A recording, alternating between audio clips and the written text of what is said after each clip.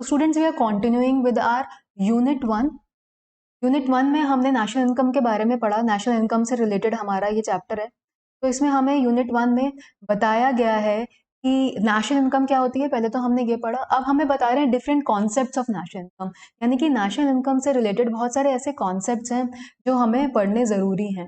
यहाँ पे हमें बताया है कि जो नेशनल इनकम से रिलेटेड कॉन्सेप्ट्स हैं वो आए कहाँ से हैं। Basically the basic concepts and definitions of the terms used in national accounts largely follow those given in the UN system of national accounts। तो कहाँ से आए हैं? यूएन ने डेवलप किए हैं, यूनाइटेड नेशंस ने डेवलप किए हैं। उन्होंने प्रोवाइड किए हैं हमें comprehensive conceptual and accounting framework for compiling and reporting macro economic statistics. तो जो भी हम डेफिनेशंस और कॉन्सेप्ट्स पढ़ रहे हैं वो कहाँ से आई हैं? यूनाइटेड नेशन ने डेवलप। इसलिए for analysing, evaluating the performance of an economy, क्योंकि हम अगर ये सब चीज़ें कैलकुलेट ही नहीं करेंगे तो हम कैसे कंपैरिजन कर पाएंगे अपना पास्ट ईयर्स से, या फिर हमें अपना कंपैरिजन करना है और कंट्रीज से, तो हम कैसे कंपैरिजन्स कर पाएंगे? हम कहाँ स्टैंड करते हैं? हमारे पास कोई, अगर कोई हमारे पास कह सकते हैं कि मेजरिंग स्टिक ही नहीं है, हमारे पास कुछ है ही नहीं ऐसा, तो हम मेजर कैसे करें? हमें पता कैसे चलेगा हम कहाँ स्टैंड करते?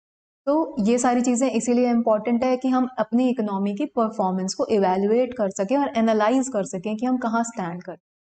Each of this concept has a specific meaning, use and method of measurement. अलग अलग कॉन्सेप्ट्स हैं, अलग अलग उनके मतलब है। चर again definitions and concepts are given by United Nations, तो वहीं से आए हैं। यूज, मेथड ऑफ मेजरमेंट, सब कुछ इन कॉन्सेप्ट्स के बारे में हमें बताया गया। आगे हमें नेशनल इनकम के बारे में बता रहे हैं कि नेशनल इनकम की 3 साइड्स होती हैं। 3 साइड्स कौन कौन सी? a product side, an expenditure side and an income side।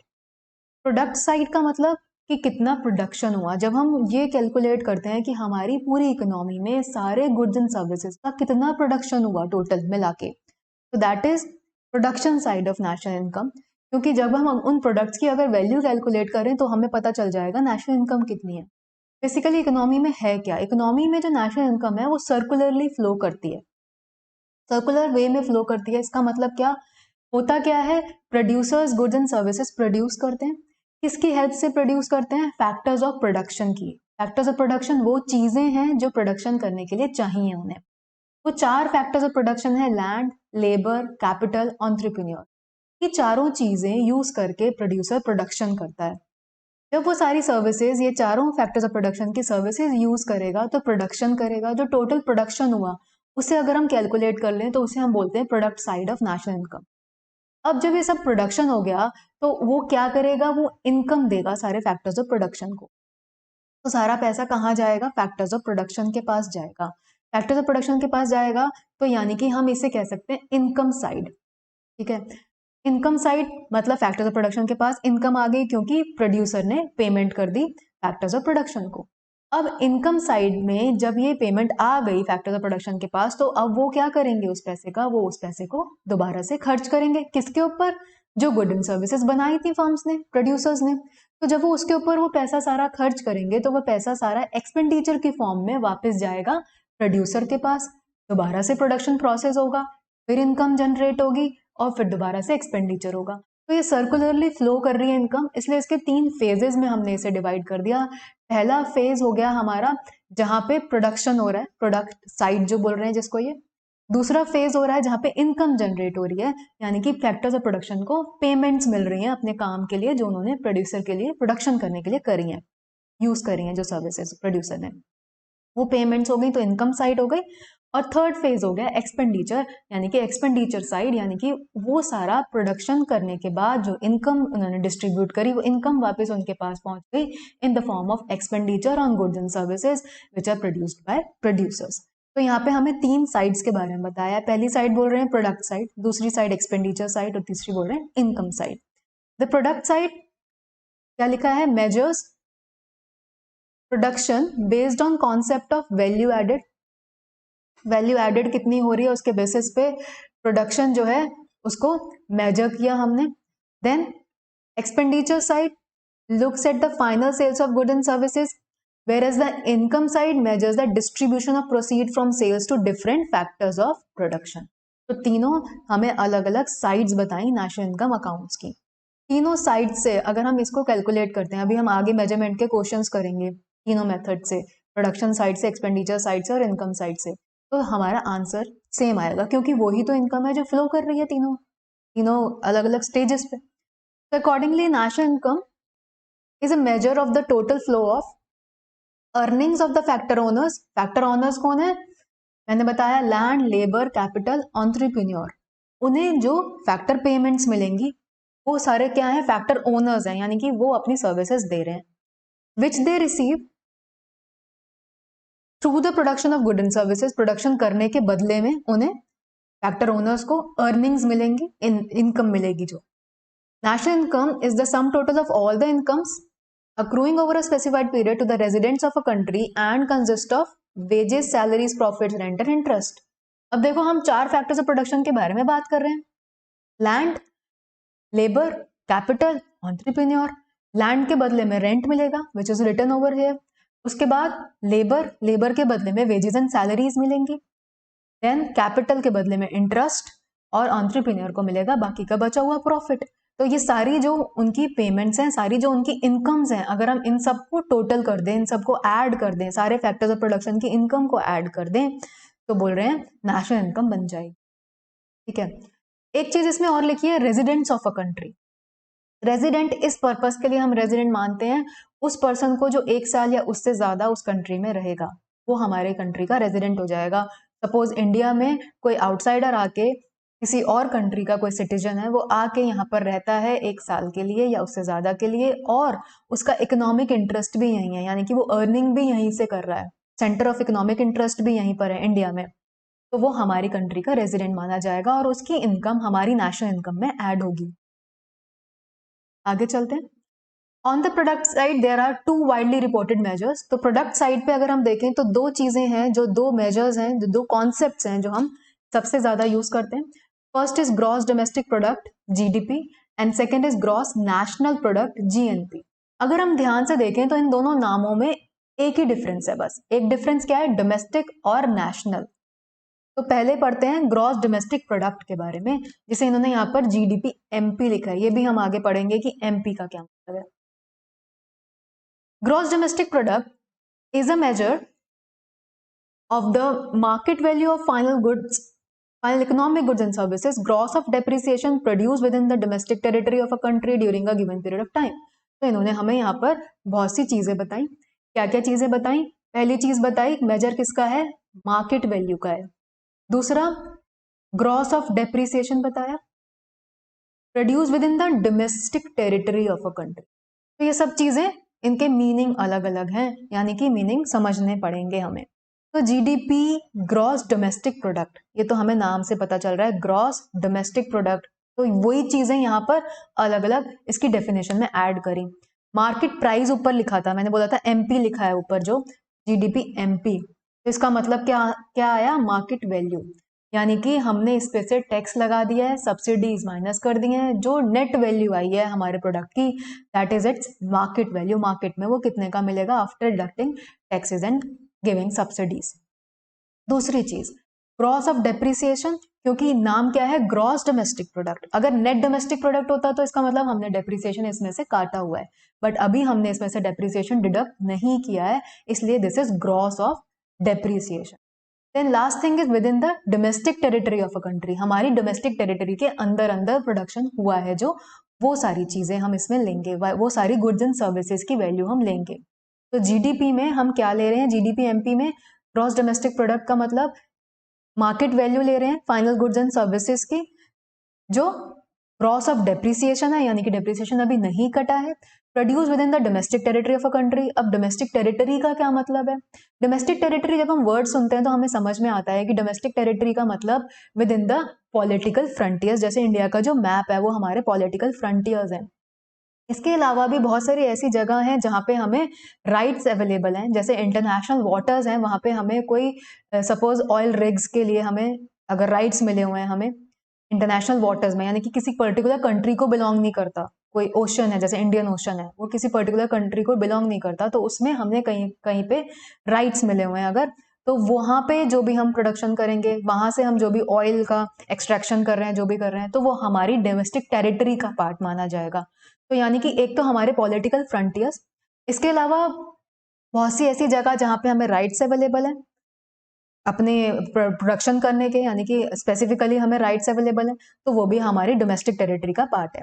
तो डोमेस्टिक टेरिटरी के अंदर जो भी चीज आएगी वो डोमेस्टिक प्रोडक्ट, जैसे यहाँ पे लिखा है ग्रॉस डोमेस्टिक प्रोडक्ट, तो डोमेस्टिक का मतलब यहाँ पर यही है कि डोमेस्टिक टेरिटरी के अंदर अंदर हुआ है प्रोडक्शन। ठीक, देन आगे दिया है it is the sum total, sorry, it is a sum total of value added by all producing units in the domestic territory and includes value added by current production by foreign residents or foreign owned firms। तो कोई भी हो हमारी domestic territory के अंदर है, चाहे वो फॉरेन रेजिडेंट हो चाहे फॉरेन ओन्ड फर्म्स हो, कोई भी हो, कोई चाइनीज है इंडिया में आके रह रहा है, इंडिया में आके डोमेस्टिक टेरिटरी के अंदर आ गया, यहीं पे अर्न कर रहा है, तो उसकी इनकम हमारी डोमेस्टिक इनकम यानी कि वो जीडीपी का पार्ट है। The term gross implies that the GDP is measured gross of depreciation. ये बात अभी हमने ऊपर भी करी कि डेप्रिसिएशन इसमें ऑलरेडी अभी है, हमने डिडक्ट नहीं किया है।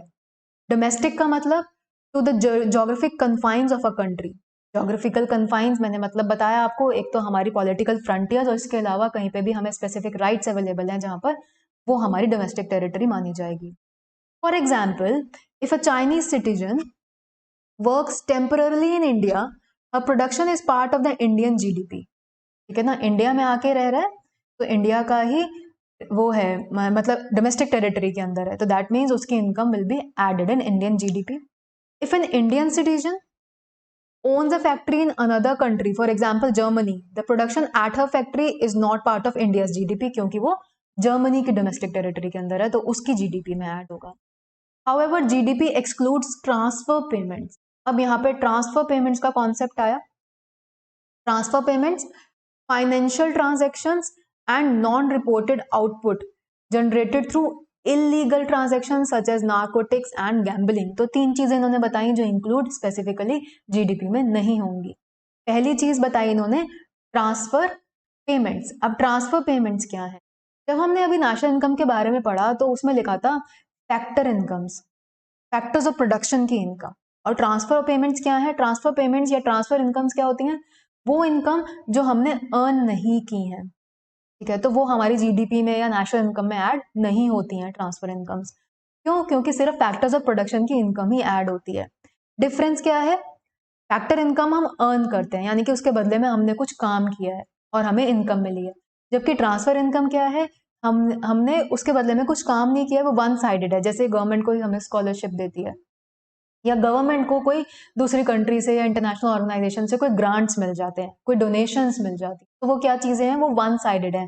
हमें कोई गिफ्ट मिलता है, वन साइडेड है, उसके बदले में हमने कुछ नहीं किया एज सच। तो वो सारी ट्रांसफर पेमेंट्स हैं या ट्रांसफर इनकम्स हैं, वो इंक्लूड नहीं होती जीडीपी या नेशनल इनकम। इसके बाद दूसरी चीज बताई, फाइनेंशियल ट्रांजेक्शन्स इंक्लूड नहीं होती जीडीपी में क्योंकि यहाँ कुछ प्रोडक्शन ही नहीं हो रहा फाइनेंशियल ट्रांजेक्शन में। Then non reported output generated through illegal transactions, और तीसरी चीज इलीगल ट्रांजेक्शन्स के थ्रू जो भी होगा आउटपुट यानी कि जो भी प्रोडक्शन होगा, that will also not be included in GDP.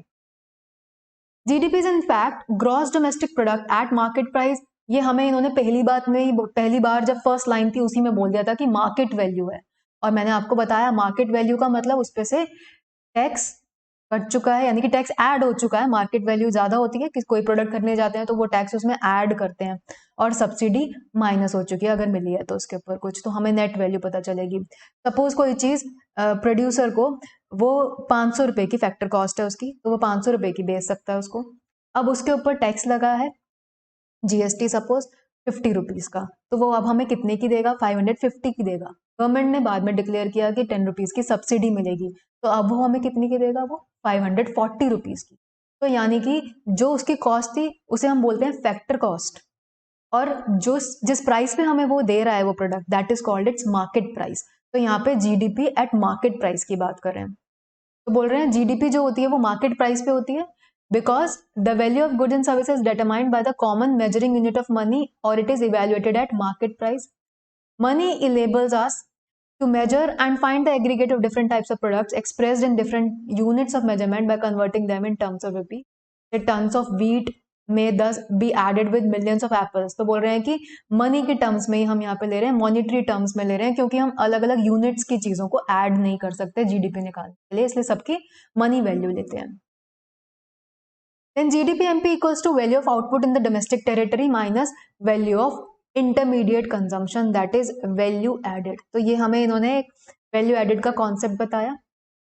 Domestic territory के अंदर अंदर जो भी वैल्यू ऑफ आउटपुट है minus value of intermediate consumption अगर हमने कर दिया। ये अभी आगे आएगा, इंटरमीडिएट कंजम्पशन क्या होता है वो भी अभी पढ़ेंगे। वैल्यू एडेड का मतलब क्या है। Basically GDP-MP by the definition we know कि GDP-MP क्या होता है। It is the market value of all goods and services produce within the domestic territory of a country. तो वो हो गया हमारा GDP-MP। आगे चलते हैं।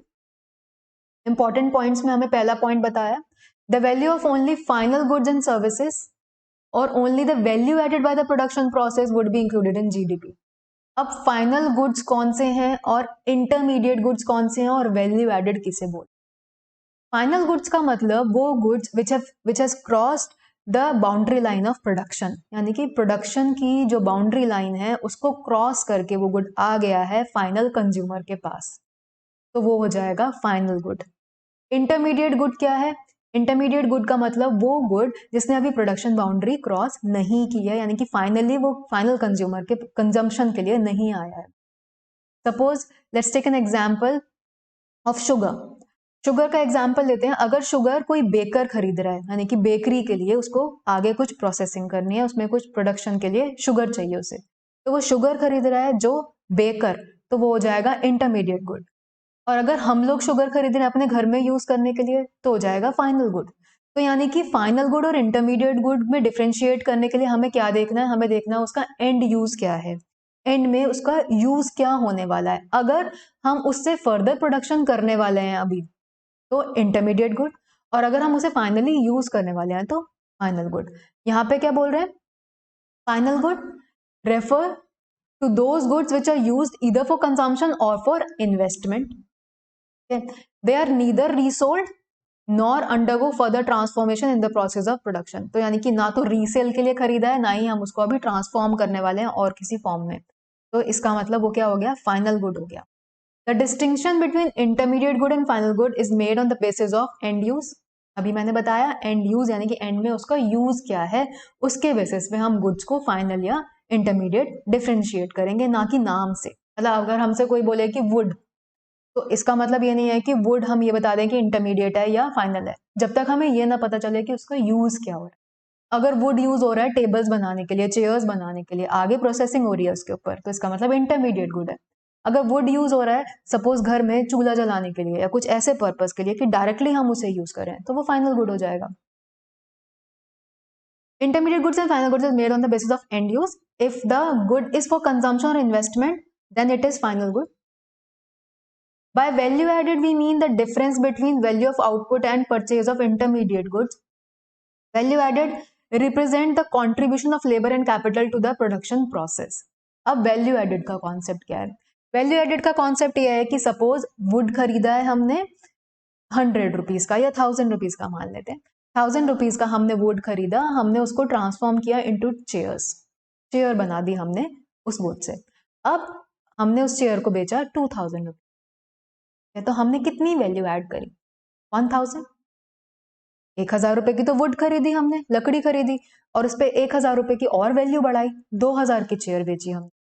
ठीक है, तो यहाँ पे वैल्यू एडेड क्या हो गया, जो हमने रॉ मटेरियल, जो हमने इनपुट लिया था उसके ऊपर हमने कितनी और वैल्यू ऐड करी है, that is called value added. तो यहाँ पे क्या लिखा हुआ है, value added we mean the difference between value of output and purchase of intermediate goods. Value of output क्या, 2000 रुपए की चेयर है जो उसकी फाइनल वैल्यू है सेल के लिए, और इंटरमीडिएट गुड क्या, जो हमने यूज किया उसे बनाने के लिए 1000 रुपए का वुड, दोनों का जो डिफरेंस है that is value added. Value added represent the contribution of labour and capital to the production process. Labour और कैपिटल का कितना कंट्रीब्यूशन रहा इनपुट लेने के बाद, वो हमारी वैल्यू एडेड हो गई। आगे चलते हैं। इंटरमीडिएट गुड्स के बारे में और बताया हुआ है, refers to those goods which are used either for resale or for further production in the same year. They do not end up in final consumption and are not capital goods either. ना तो capital goods हैं और ना ही final consumption के लिए use हो रहे हैं। इंटरमीडिएट गुड्स और सर्विसेज में भी ईदर ट्रांसफॉर्म्ड और used up by the production process. Transform करेंगे या यूज करेंगे किसी भी तरीके से हम उसको, प्रोडक्शन प्रोसेस अभी उस पर होना है। और दे हैव डिराइव्ड डिमांड, क्योंकि उनकी डिमांड डायरेक्ट नहीं है, डिराइव्ड है। डिराइव्ड क्यों है? जैसे कि हम बात कर रहे थे अभी चेयर की, तो हम चेयर बना रहे हैं तो चेयर की डिमांड पर डिपेंड करता है कि वुड की कितनी डिमांड हो। तो इंटरमीडिएट गुड्स की डिमांड जो होती है वो डिराइव डिमांड होती है, यानी कि उनसे क्या बनने वाला है आगे, इसलिए बोल रहे हैं डिराइव डिमांड है, डायरेक्ट डिमांड नहीं है उनकी। Intermediate goods are used up in the same year. If they remain for more than 1 year then they are treated as final goods. तो यानी कि अगर हमने कोई भी इनपुट खरीदा, वुड खरीदी है जो हमने, अगर हमने सेम ईयर में, फाइनेंशियल ईयर जो हमारा है उसमें हमने सेम ईयर में उसको पूरा यूज अप नहीं कर लिया, तो जो स्टॉक बचेगा फिर उसे हम फाइनल गुड में डाल देंगे लास्ट में। ठीक है, इट इज इंपॉर्टेंट। तो इंटरमीडिएट गुड्स सेम ईयर में यूज अप हो जाएंगे अगर, तो इंटरमीडिएट रहेंगे, और अगर सेम ईयर में यूज नहीं हुए तो उसे फाइनल गुड मान लिया जाएगा। Intermediate consumption consists of the value of goods and services consumed as inputs by a process of production, excluding fixed assets whose consumption is recorded as consumption of fixed capital.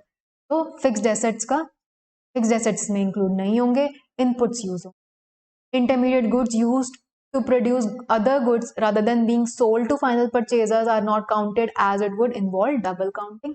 इनकी value national income में add नहीं होगी, सिर्फ final goods की value add होगी, क्योंकि अगर हम 2000 रुपए की चेयर ऑलरेडी ऐड कर रहे हैं तो हम 1000 रुपए का वुड अलग से थोड़े ना ऐड करेंगे, क्योंकि वो तो इंक्लूडेड है उसके अंदर। तो बोल रहे हैं डबल काउंटिंग हो जाएगी, वो वुड की वैल्यू 2 बार काउंट हो जाएगी। द इंटरमीडिएट गुड्स और सर्विसेज में ईदर ट्रांसफॉर्म्ड और used up by the production process, ये बात बार बार दे रखी है।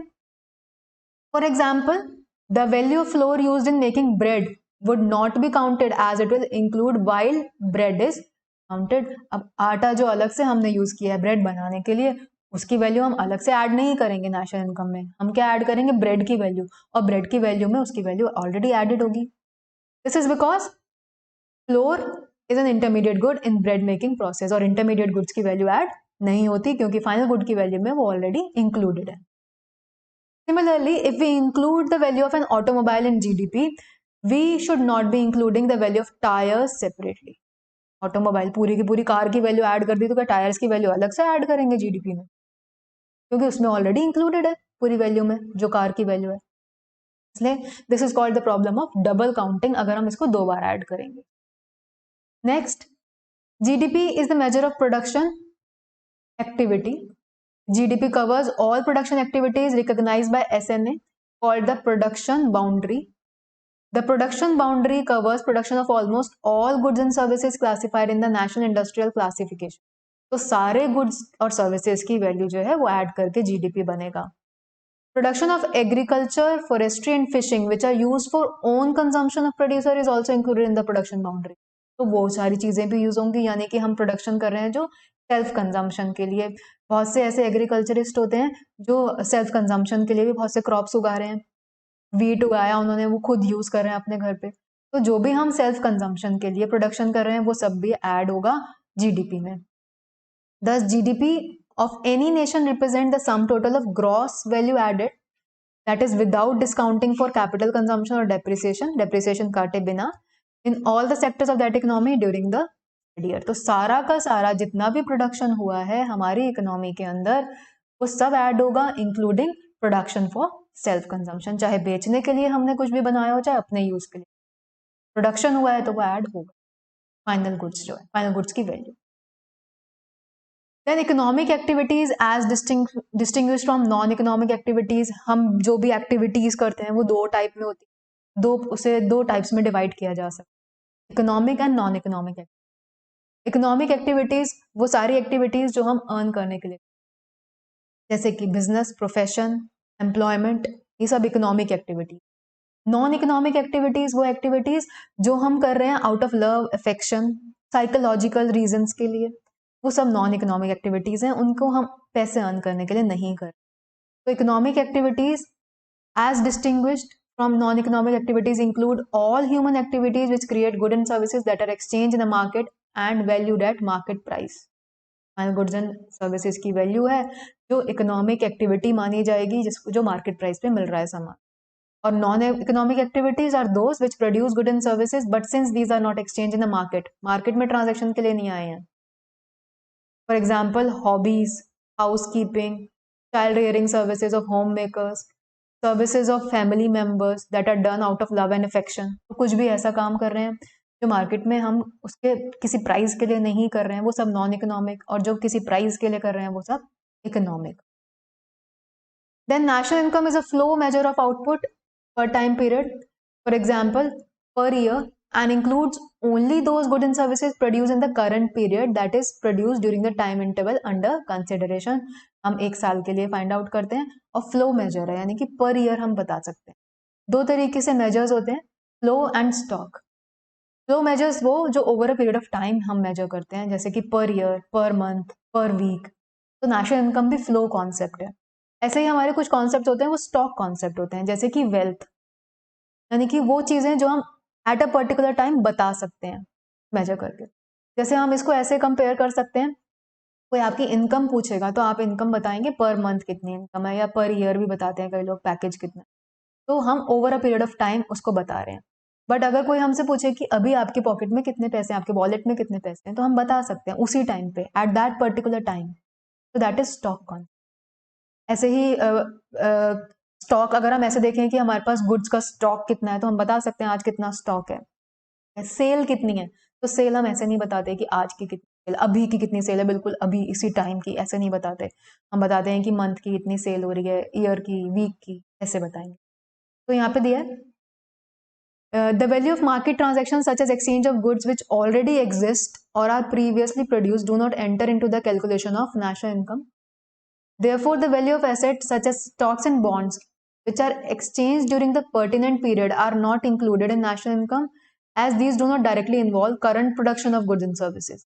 अब यहाँ ये दूसरी बात बता रहे हैं, क्या बता रहे हैं कि सिर्फ करंट प्रोडक्शन जो हुआ है गुड्स एंड सर्विसेज का वो ही ऐड होगा, पहले जो हो चुकी हैं चीजें वो नहीं ऐड होंगी। जैसे कि असेट्स हैं, शेयर्स हैं, अब शेयर स्टॉक एक्सचेंज में, शेयर मार्केट में हम खरीद रहे बेच रहे हैं, पर क्या वो फर्स्ट टाइम आए हैं खरीदने बेचने के लिए? नहीं, कभी किसी के पास है, कभी किसी के पास है, तो उससे तो कुछ वैल्यू ऐड नहीं हो रही इकोनॉमी में, उसमें कुछ नया नहीं प्रोड्यूस हो रहा।